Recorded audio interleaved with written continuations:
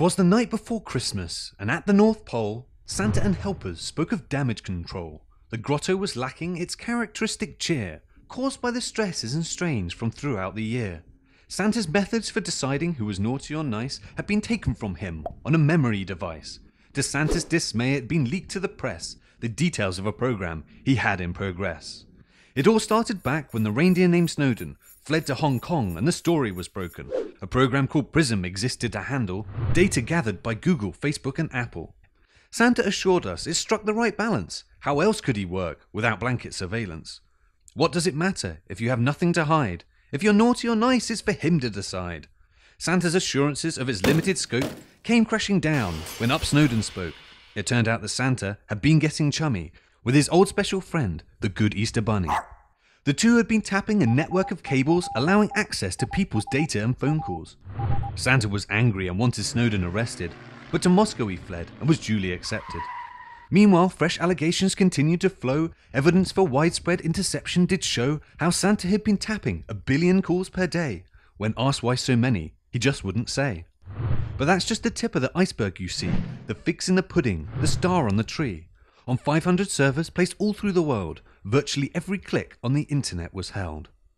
While some said don't worry, it's just metadata, others wondered what's planned for later. Could this program be expanded exponentially as storage gets better with new technology? How Santa collected his data some found surprising. Complicit were British Telecom, Vodafone and Verizon.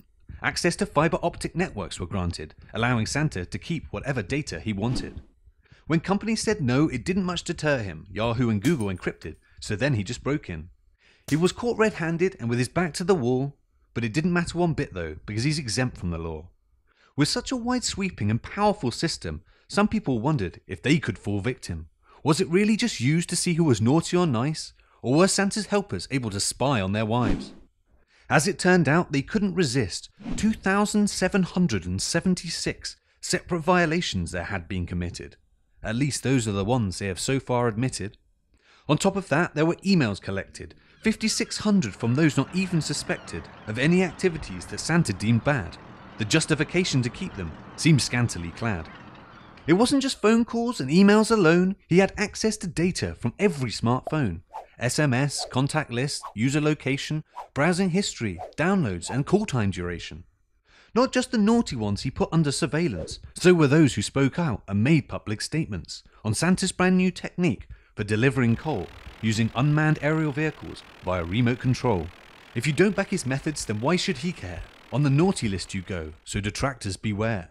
No one's data is private, it's all within grasp. He can trace your social connections and plot them on graphs. Whether you're Bob from next door or the Chancellor of Germany, your communications and data could be gathered equally fervently. Putting everyone under a spotlight is clearly impossible, but is a general profile for each of us so far-fetched and implausible? If we give him the benefit of the doubt, say his intentions are pure, but of his future successors, can we really be sure? The technology exists now, and Santa realized he could, but the question remains, is it right that he should?